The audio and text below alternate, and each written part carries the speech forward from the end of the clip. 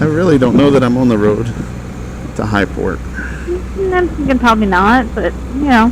A lot of homes for sale out this way. So, Texhoma Estates. I've never heard of that either. I think it's a private gated community. Or I wonder if that's the one that has the runway. Oh, because that was on the other side of that thing. Yeah. We came to it from the other side. I think, is this the runway right here? Yeah, airstrip hangar lots, yeah. All right. So we're close then. Yeah. Donna Field. And Russ Wood. Oh. This should take us out somewhere. Hey, did you want a train caboose to live in? No, I don't. Because there's one down there. Awesome. That would be like a really cool tiny house. Overton School Farm. Learn, grow, love. That's probably one of those like boot camps for juvenile delinquents. Boy, I have no idea what that is.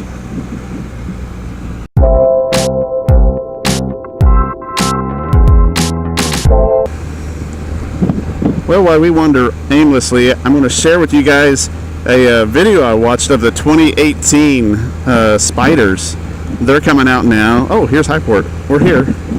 But one of the most amazing things I saw was their dashboard is all digital. No, maybe we're not here. Never mind. That was the Boot Scoot and Ball, which was apparently last night. Yes, it was. But anyway, the dashboard on the 2018 Spyders, and I don't know if it's the RTs or the FSs or what. Maybe better move for bird, whatever the heck that is. I think it's a turkey vulture. You better move. It's necking on a squirrel. A little buffet for him. But anyway, you can see on my dash, obviously, I've got some analog needles and whatnot, and only that one little bitty screen that's actually a digital screen that'll change depending on what you've selected. You know, like there's the radio setup, etc. So it changes on that. But the whole dash in the new 2018 Spyders is a digital screen, and it looked amazing. And one of the big things that I really loved about it is it had the GPS built in. And if you've watched this vlog a lot, you've heard me gripe that I wish I would have bought the GPS that connects right there.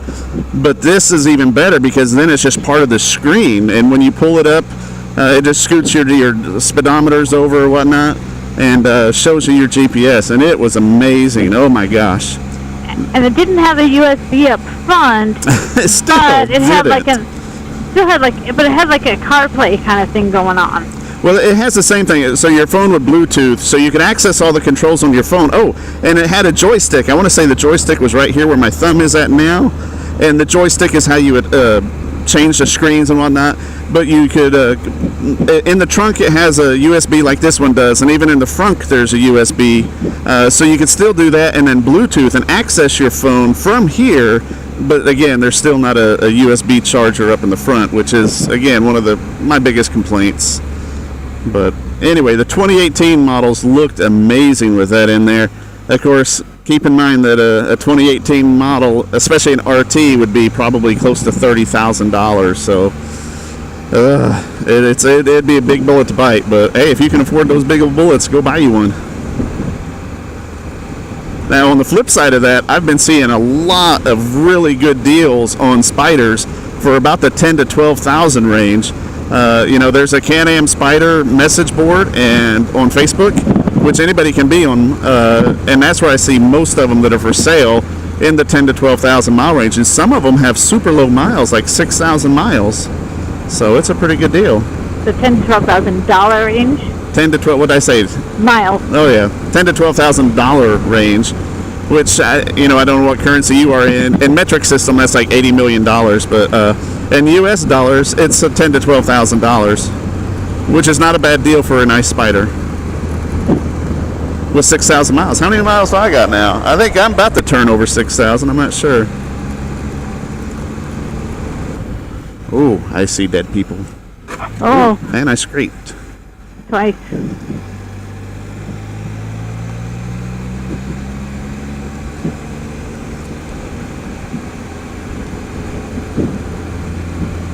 I bet the bottom of my Spyder, whatever scrapes all the time, I bet it is just chewed to heck. That's what it's for, though, right? I guess. There's a guy in Arkansas called Spyder Pops, and a lot of people swear by him. They will make a special road trip. I may have mentioned this before, but he sells a skid plate that they put on there, and it even has lights and kinds of disco-y stuff. But it reinforces, because I think whatever I'm scraping on is just plastic, and he puts on a nice metal one with disco lights. Squirrel. Squirrel. Move, squirrel. Oh, more squirrels. That's like a whole family of squirrels. Oh, bunches of them. I so rarely get to video real live squirrels. I'm usually videoing the dead squirrels. Sandra found a squirrel in her backyard, a baby squirrel that had apparently been abandoned. Right here. Oh, right here? Oh, yep. A little more heads up there would be great. Well, I said to it right. But anyway, she tried to nurse this. Go right again up here. I can't tell a story with you being a GPS. I'm sorry if you want to continue to get lost and be 30 minutes out of our way even more. No, I don't want to do that. Okay, then. All right, we will belay your story until we get unlosted. You're going to go left. Well, it kind of winds around and then it kind of turns left on its own. So just follow the road, is that what you're saying? Yes.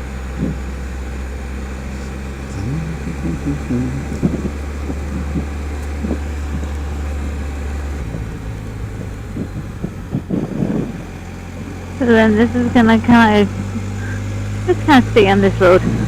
Just kind of stay on this road? Well, it kind of wiggles a little bit. All right, I guess I'm gonna bear right. Yes. Come out the way we came in.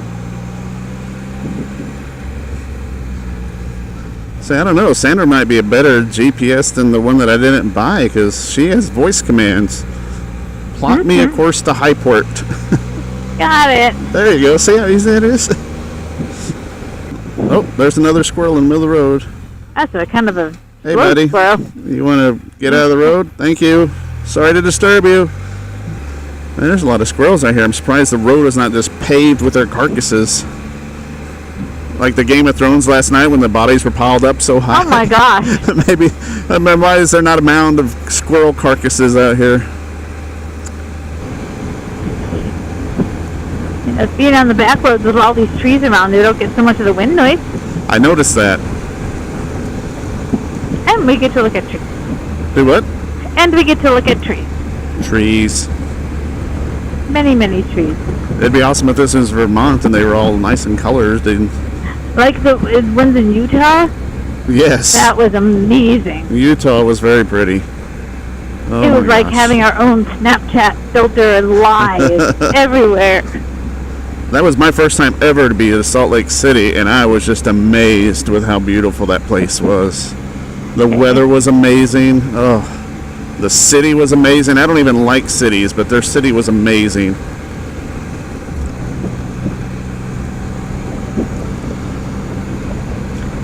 All right, up here we're turning right, and just under half a mile. I told Sandra, I said, I could live in this city, but they don't have any place to sail, because we had talked to one of her friends, and I asked him about the Great Salt Lake. I said, does anybody sail in that? And he said, oh no, nobody does anything on the Salt Lake because it's all salty and gross, and so nobody does anything. Stinks. This road? This is Anderson. No, nope, next one. That's the driveway. He said it stinks and there's bugs and etc. And so nobody does anything on it. And it's super shallow, he said, really shallow. Yeah. And so I was like, wow, I told Sandra, I said, well, I could have lived here, but if there's not a lake to sail on, I can't live here. And then we got home, and I think I Googled it or something. Yeah. And found out the Salt Lake has one of the oldest yacht clubs, which is a sailboat club, in North America, founded in like 1870s or something. And they have races and get-togethers and everything my yacht club does here on Lake Texoma. So I was really surprised. They're probably those teeny tiny sailboats, though. Do you think? Yeah, probably. Because that's the kind they have up in Minnesota, too. Yeah. Itty bitty ones. We did look at a picture of it, and it did look like the sub-30-foot sailboats. So, I mean, they still have little cabins and whatnot, but it's not as convenient to stay the night on and even live on them if you want. Oh, do I need to turn here? Nope, we kind of wind around. The road itself just kind of winds. Ooh, that's we a big follow it. blind corner right there. I wonder how many times that man's had to repair that fence right there. Okay, left or right? Right. Oh, we really went way out here, didn't we? Yep. I mean, we went way out here in the wrong direction. Yep. Well, I'm not going to say I was wrong, but I was less correct than I thought I was. Only if you wanted to get where you were going without taking the scenic route. Yes. In which case, you were absolutely right. Dead on the money. All right, we're turning left on Tanglewood Trail. That's right. Tanglewood is near the, oh gosh, that was a big pile of gravel. That kind of freaked me out. My front wheels kind of skidded when I took that turn, so not because I was going too fast, but that pile of gravel was so high.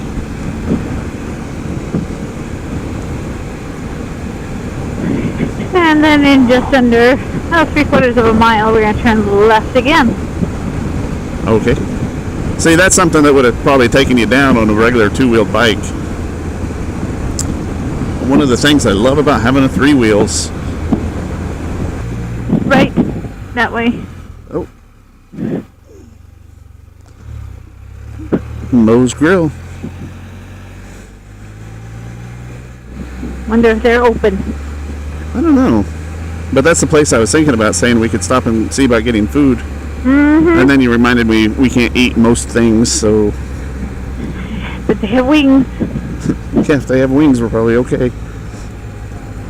And down here, we're going to turn right. No, I think we're here. This is where we want to go. I think the boathouse is to the left here, the one that burned down. Oh, yeah? Yep.